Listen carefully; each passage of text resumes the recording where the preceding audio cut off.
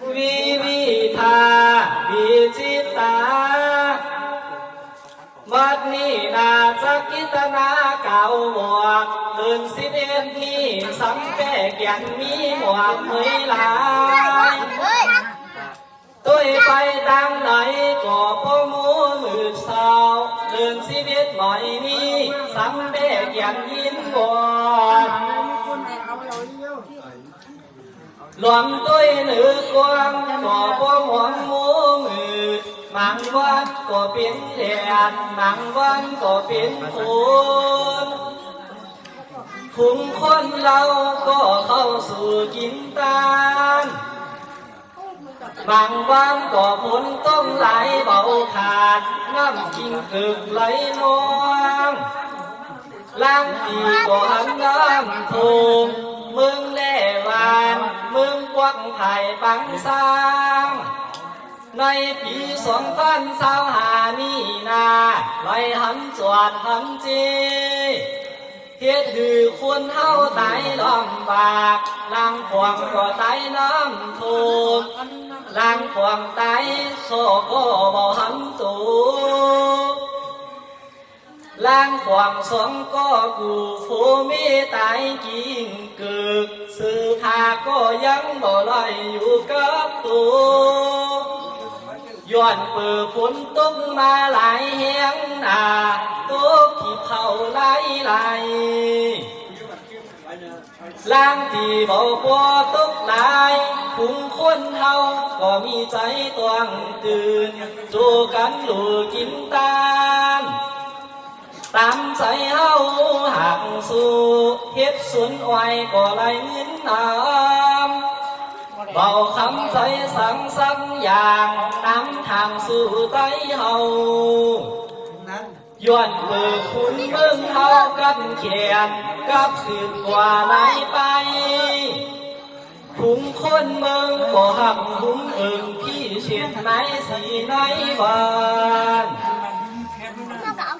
เมื่อนี้เจ้าตู้ลุงจะมาพูดกล่าววันนี้พังสาธาหลายมวลหมู่กว่าอยู่ท่าฟังไป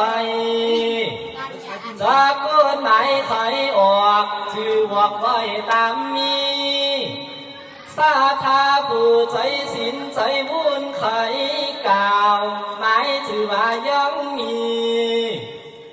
ปวกสามน้อยแต่ไม่ออกเสียงเปียงจู่เอากันอยู่สร้างในวันสายปีนี้โอ้ไรอยู่30 ปีมีลูกวุฒตาวุฒิ2 คน3 บาทคนหนึ่งชื่อใจตาลก็ทน2ชื่อว่านางหลอดเป็นลูกลาแม่ไว้นุ่มจงซื้อใจมนแต่เขา4 คนก็แม่ลูกใจ3 น้อยก็ลอยวันหูว่าพากาเหตุการณ์ย้อนเปื่อหามาเลี้ยงลูกเต่ามือยังต่อยพิษนมขึ้นยามปางมือนานใจ3 น้อยแต่นางเสียงเปียงมือยังขึ้นปิ้นเบาเล่ปิ้นสาวก็เลยหักเปียงกันแต่นาใจ3 น้อยก็เลยมาขึ้นปิ้นเคยชีปูเลยเฮ้ยหลวกเขาลูกหนึบเจ้าบ่ามานั่งเสียงเปียงก็เห็นถึงตาเขาห้องลูกเต้า2 คนบ่ามาไว้ก็พอสู้เฮ้ยเฮากินข้าวนั่งเวียนร่วมอยู่จวมกันอูจากันเสียงมนสวงพี่น้องก็หากใจเยิม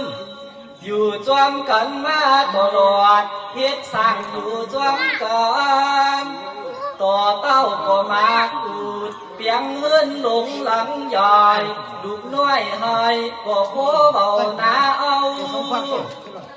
ใจ ใจสามน้อยและนางเสียงเปียงก่อจนกันเฮ็ดเตียงสร้างตามตินมือว่าสั่งตามก่อหัวตำหมากปูดบ่เกี่ยวเวียดถึงกันใจสามน้อยก็หมอขึ้นหยาดคิดกันก็เบาในขันสักกันหมอพังกำลูกมีเล่ปีน้องสุนอ้อยก็มีอยู่หลายมือสาว30มูนี่นาใจสามน้อยแต่นางเสียงเปียงก็ทางหากยืมใจ1 ปีไหนรู้ก็เลยเงิน50,000มีใจจื่นแต่ลีเงินข้ามมีกวางก่อบูก็มีอยู่เต็มไตทุนลวดกาก็มีไว้ขี่ไว้ทาส่งลูกนางหลอดไปจวงไว้ทาขับเขาป่วยแล่ไปกาดเป็นมิ้วสังก็ใจสามน้อยและนางเสียงเปียงก็มีไว้จอดเสียงเจเจซ้ำมีมาวันหนึ่งใจสามน้อยก็เลยใส่เบาอึดคุณเมียนใจวุ่นเอากินเจ้าตู้ลูกได้ยินเปิ่นจ้าเก่าจักสืบเหล่าจ้าเนไผอยากกังข้าวปวกอยากกะหาว่าตู้ลุงสอกกวกเล่มากดว่าคืนนี้ฟังซ้ำมีมาจ้าวันหนึ่งตาวันตกลาคำนกเก่าสอหานอน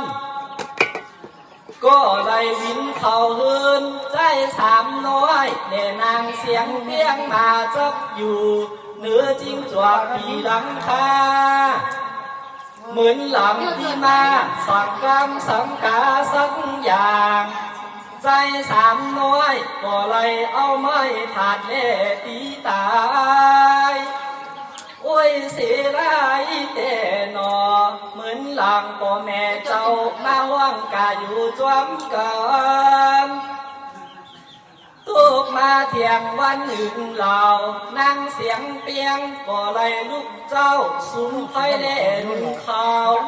ขึ้นในใจเขาออกดังกวาดข่าวเงาอยู่ที่เตาไฟขึ้นไปมาหลายอย่างเมื่อกลางคืนก็เลยนวลฝันหันซาลุมตื่นเหมือนหลังใจสามน้อยไล่ผ่าหายไปนั่งเสียงเปียงก็ใจอะไรคือถึงลูกสองคนปีน้องมาเป็นสามน้องพอถึงเมืองเลี้ยงมาผาปางเมืองหนืดเศร้าหมูหมองนั่งเสียงเปียงก็ปุ้งเขาใส่กวางไว้สีดีเดี๋ยวก็มีกำสาลาต่อว่าโปอายเมื่อนี้สู้จักไปที่ไหนเลี้ยวเมียกเสียงเปียงก็เฮียนปัญญังห่อข่าวมีตั้งผู้เนานำทิพแหล่หนังปวงใส่ไว้ที่ในถุงปลาใจสามน้อยก็มีกำสาตรวจบาจับไว้เลี้ยงโมตีหินหน้าสุนอ้อยปวกสามน้อยก็เลยหันเจ้ากาผูกไว้ฟังขวังเกินอยู่ที่หน้าไต้หวันปวกสามน้อยก็จุกอินตัวอยู่หันบอกว่าลึงนานว่าเป็นไฟนอก็เข้าไปต้วยรู้ไกลไกลรับปีแต่เป็นลูกเคยนานปวกสามน้อยก็มีขอกำจาหวานหลาดต่อเจ้ากาพับนั้นอุ่นสังว่าลอยลอย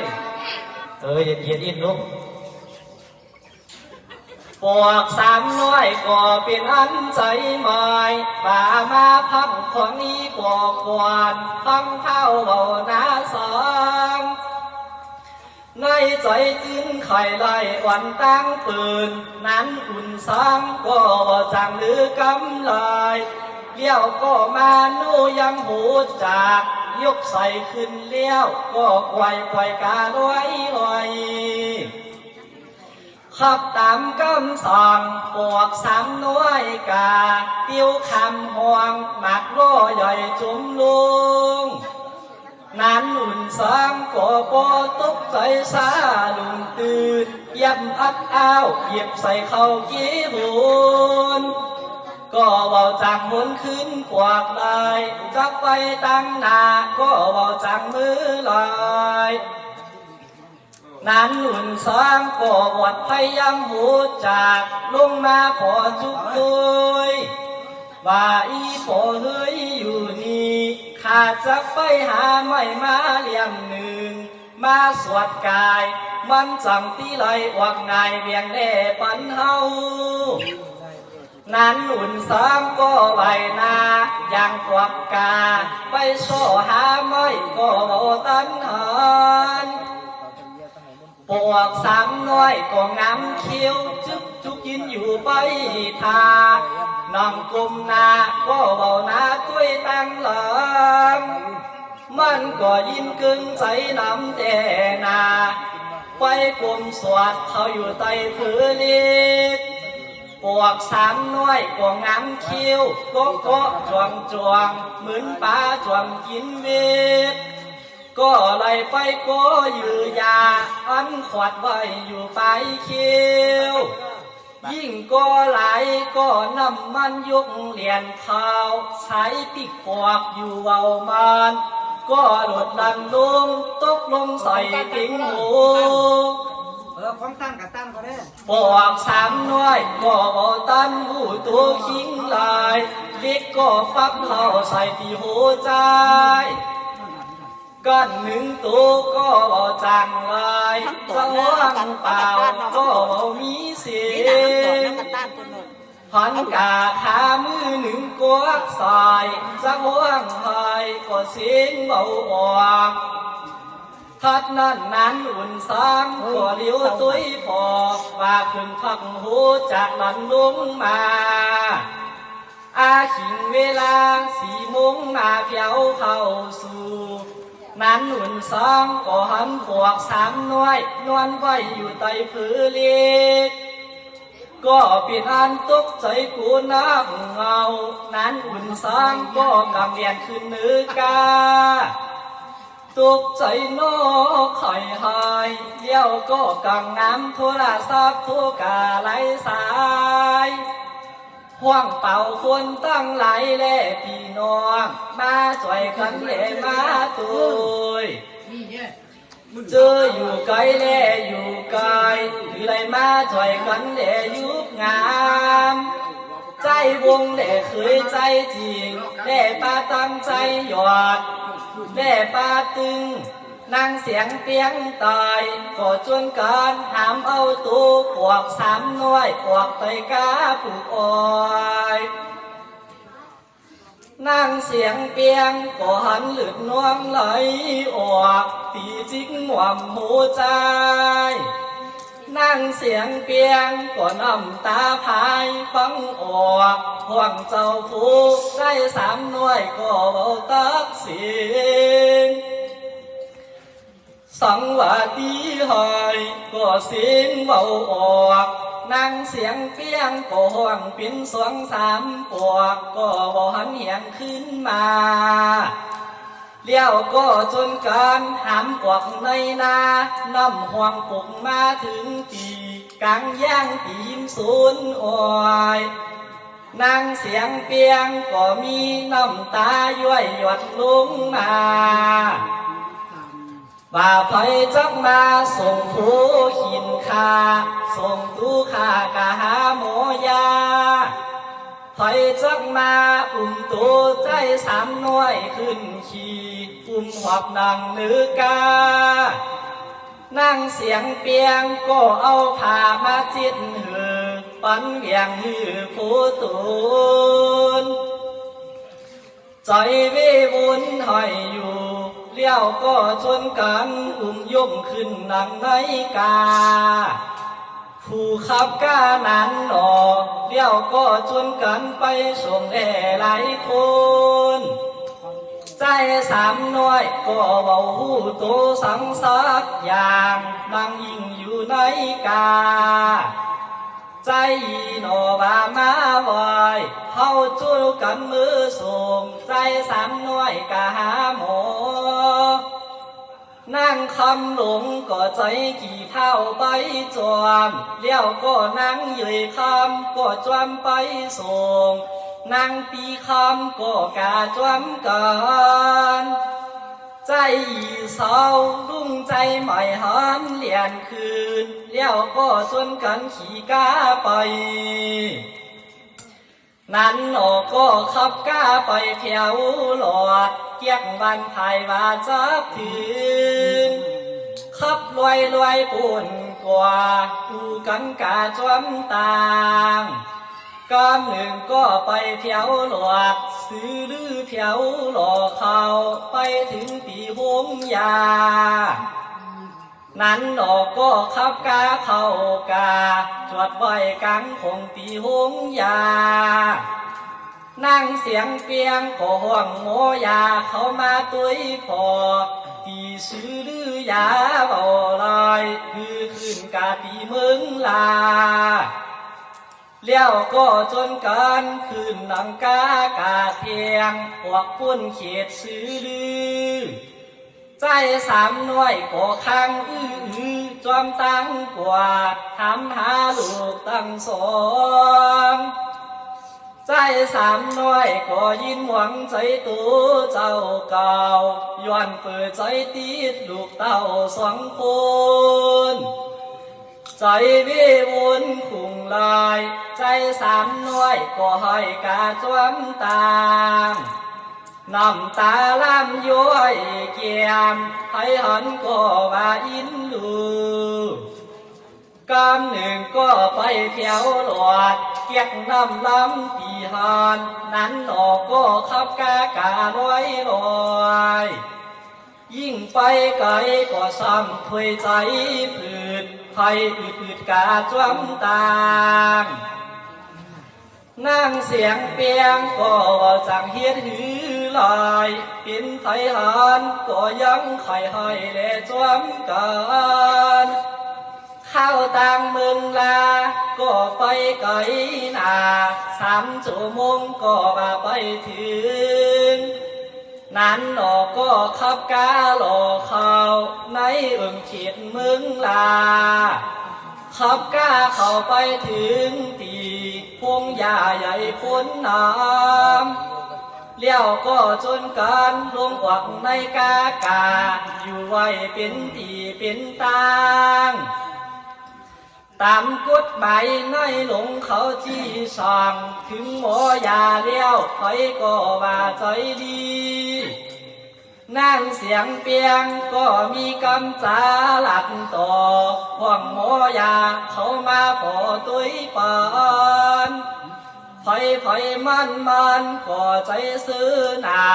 ถึงหงยาเมืองลาว่าดีใจสามน้อยก็ยินเจ็บหรือเฮียงนาเจ็บหรือเก่าเทียงไหลปูนหมอยาเขาก็เอายามาเวียงแด่ปันกินใจสามน้อยก็เบาจังกินลายอื่นก็เบาลงคอหมอยาเขาเตี้ยงเข็มก็เบาเขาสายเลือดปิดน้ำเข็มก็เบาจางลงอยู่หึงมากำหนึ่งใจสามน้อยก็ถวยใจคือตื้อตานถวยใจลุงก็เบาลายถวยใจคืนก็เบาจางนวลข้างยินดีถอดน้ำตาก็เลยหยดลุงมาเลี้ยวก็จิตพูดรู้ใจขาดตายที่หานกำเดียวหมอยาเขาก็ว่าเอาเบาลายใจสามน้อยก็ตายอยู่ที่หงยา นั่งเสียงเปียงก่อหันยังผูตุนใจขาดตายตัวหน้ากำเหลียวเลี้ยวก็มีสินห้อยออกบาปินสังเนมาตายตีนี้ห้อยกิ้วกวาดปูนางว่าขึ้นมาก็เขาบอกกาจอมกันหมุนปยอให้สั่งเจ้าผู้ตุน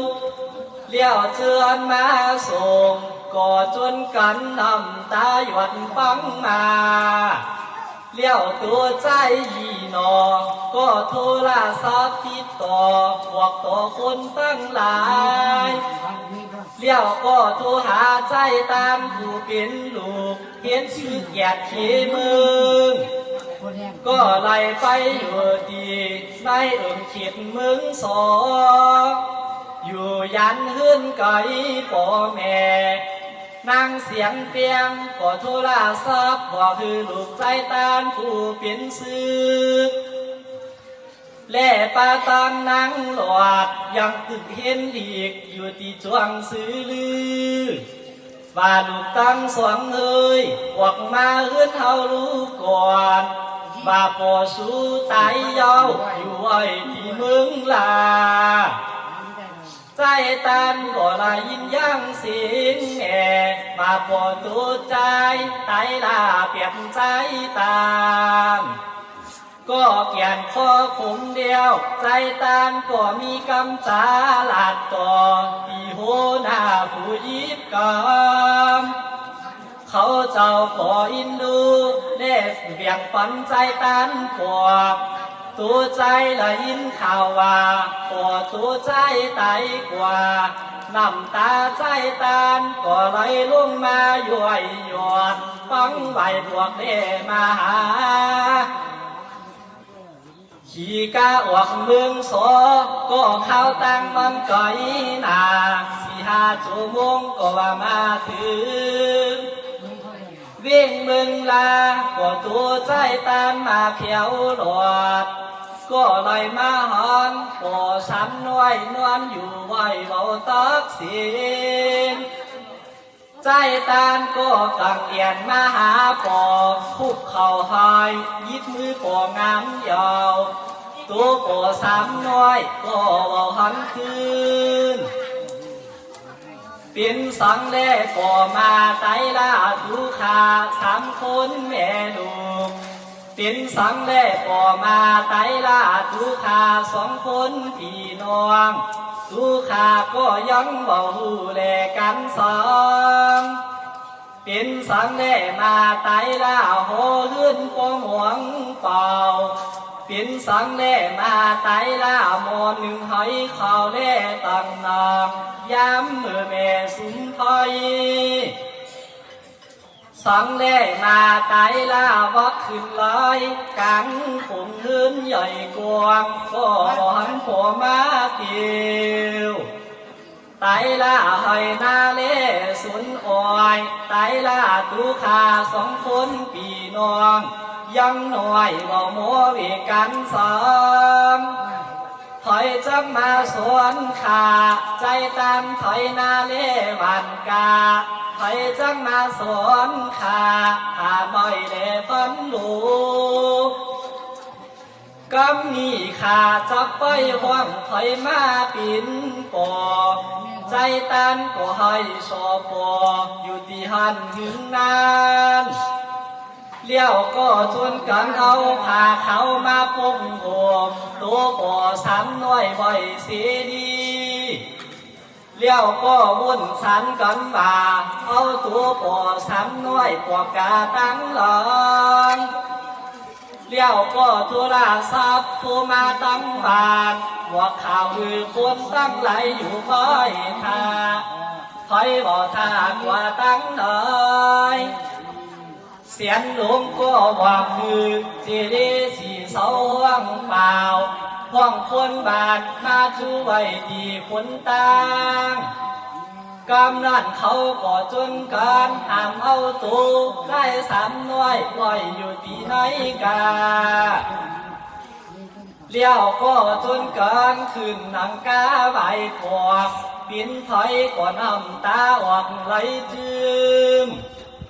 ไผก็เบาลืมสังสักอย่างนั้นออกก็ขับรถใบปวกขึ้นมาหยิบไผกาไว้หนาด้วยเศร้าว่าเที่ยวถึงเบาลืมนานก็มาเที่ยวหลอดบ้านไซเฮาที่นี่คนหมู่บ้านก็จนกันไปท่าอยู่น้ำลายยิ่งแจ่มใจแด่คนเขาเจอเป็นลูกวันแต่เขาก็ยังบ่หูแลกันสองเสียงอ่อนมัวมีกวางนั่งกวางก็มองไปท่าอยู่โคกุมล่างขวางก็เยดูกินนุ่มมาไปจวมกันตุยพอล่างขวางก็ต่อไพ่เล่นจวมกันล่างขวางก็คอยหันว่าปินสังแล่นานมาเพียวหลอดล่างขวางก็ขวดเผาไว้เพราะไข่เงาลับล่างขวางก็ไข่อยากเขาจูตั้งลูกเต่าคนตั้งหลายก็จนกันอยู่เผาเมืองป้อมึกหมูหมอ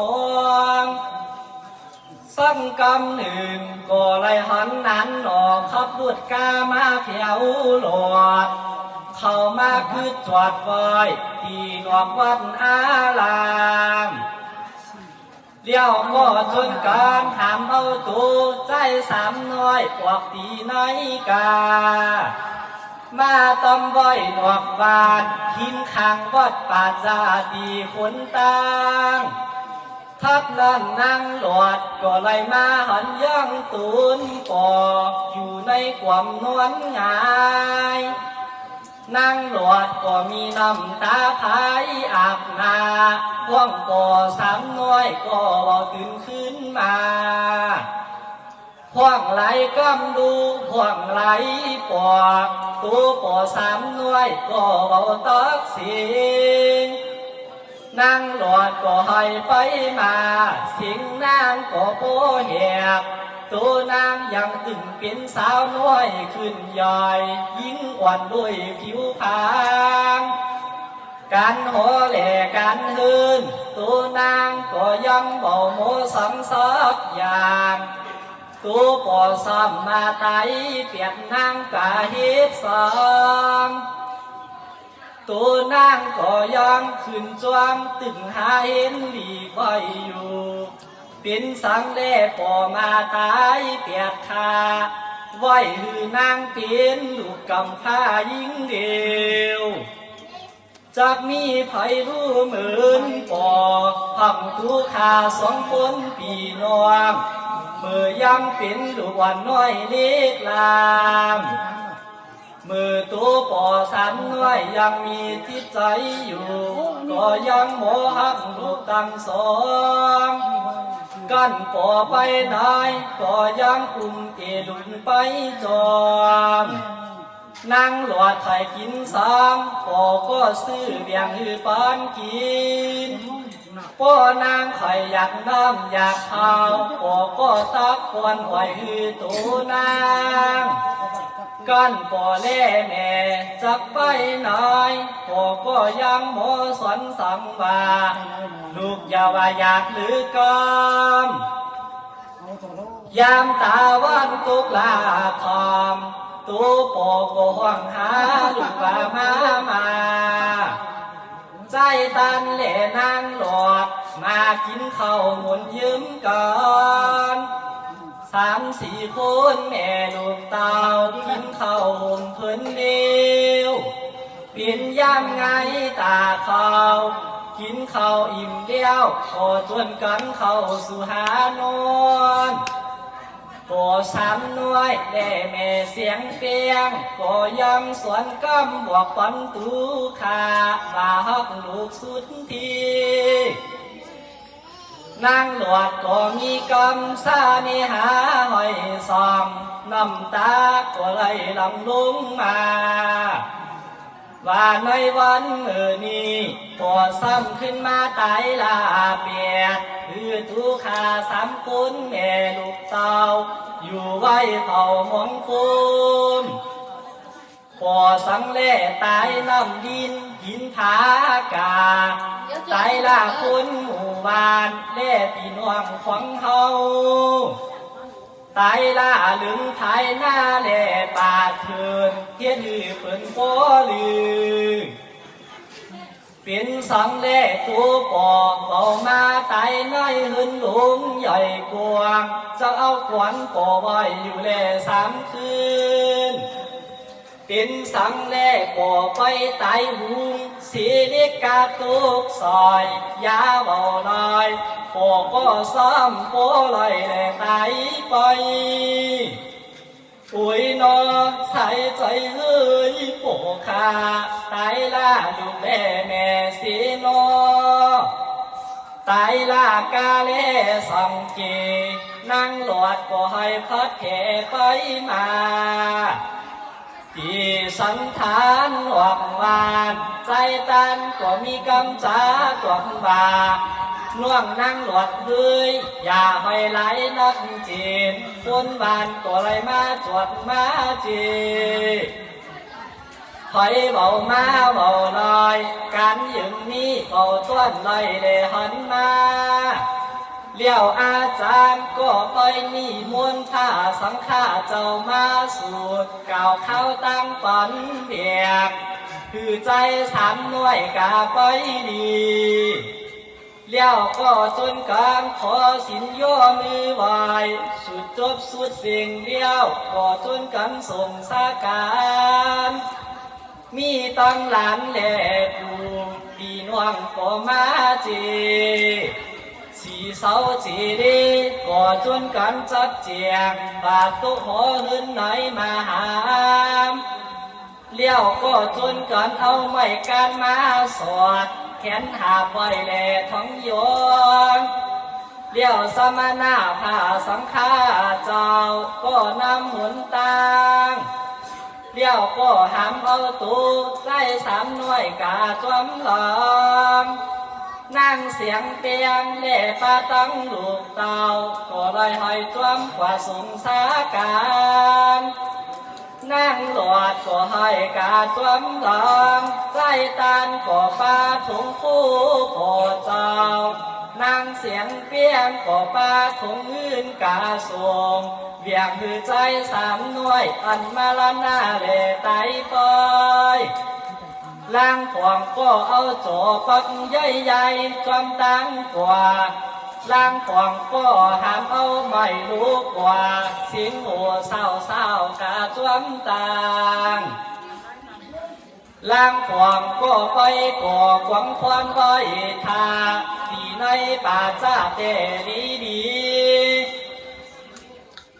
ล่างขวางก็จุดหมากแตกเสียงมีกวางนั้นหนึ่ง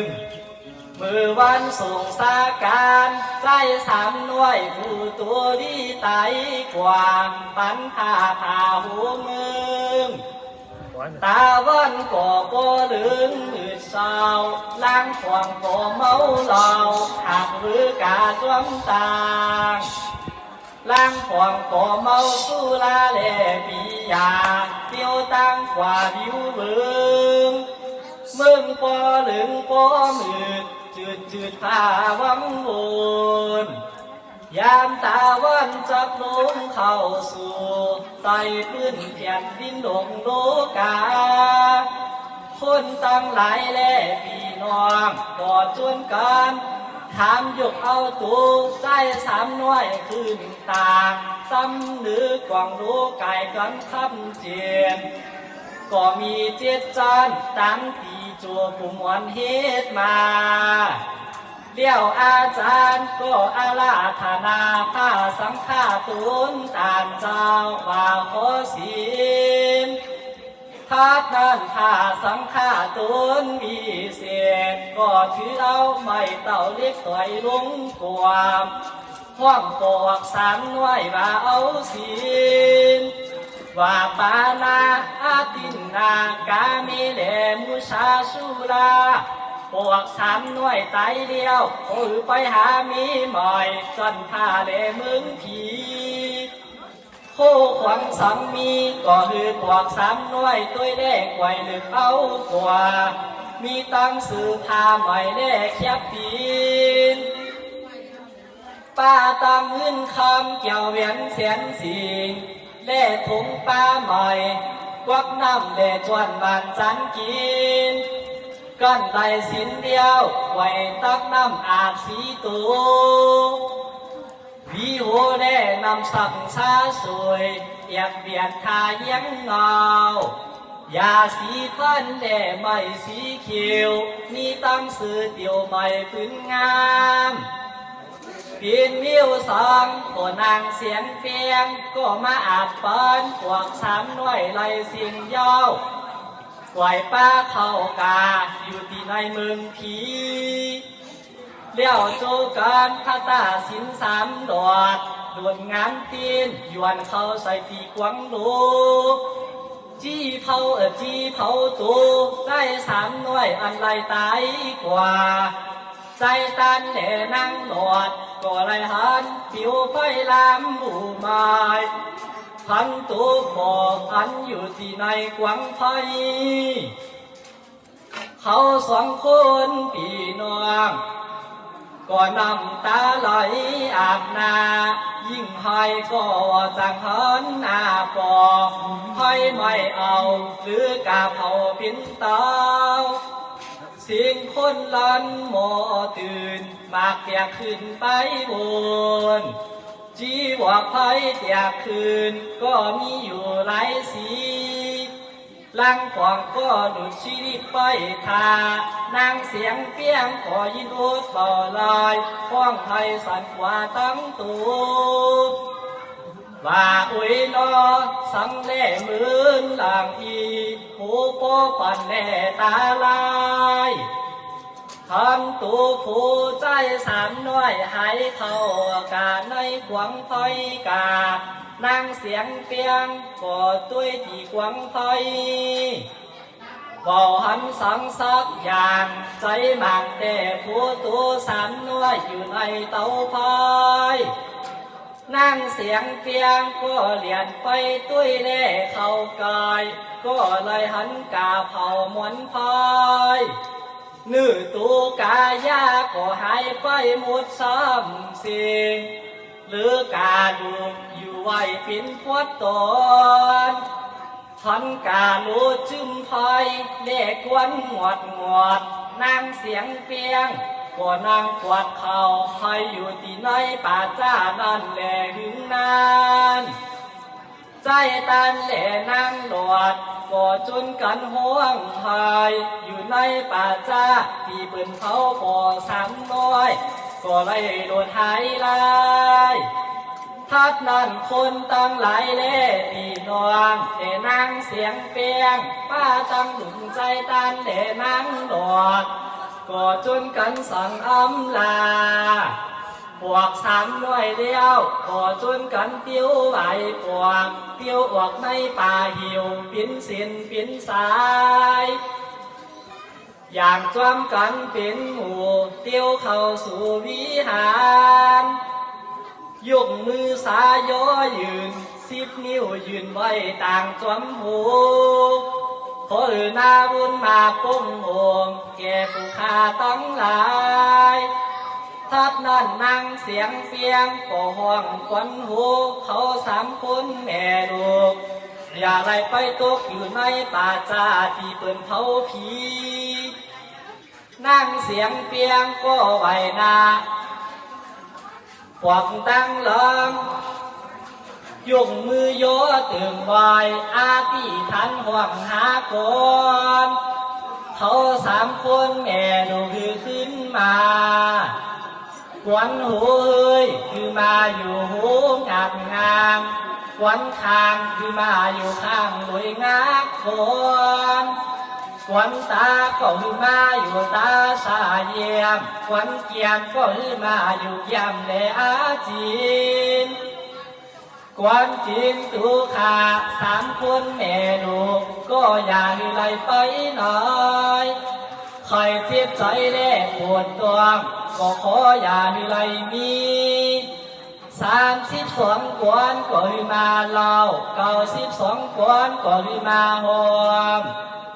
นางเสียงเปียงก็มีกำจาหลังอีเดี่ยวเตี้ยวเข้าสุติวิหา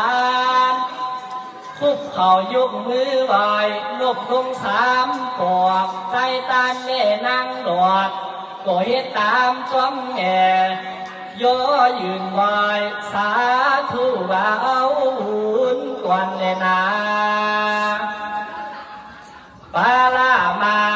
วิชามุจาปาลามาวิชาวันตาวัดนี้จะมากวดกล่าวว่าคือตัวสนตัวพวก3 หน่วยมาหับเพียงขวางตามขอชื่นพวก3 หน่วยอันอยู่เมืองไกลเรียนขอบปิ่นหมวกเกี่ยวจะขาวานขอไหลมาดีด้วยง่ายเที่ยวตอนถ่ายจุ้มปูขอตัวพวก3 หน่วยย้อนที่เจ้าคุณผีตนนั้นไปเรียนขอบป้าตัวใหญ่ที่เมืองผีและเขาเจ้าก็ใจดีเวียงปันพวก3 หน่วยปล่อยมาห้ำเพียงขวางตานปล่อยเที่ยวมาตวงทายลัดเขาถึงได้เที่ยวมาในเถื่อนก็มีหมูเสือมีแน่ในจวนสิงนกล่วงมนไว้อยู่เสียวเสียวในลงเขียวป่าไม้มีกาพุงสูสัดเถื่อน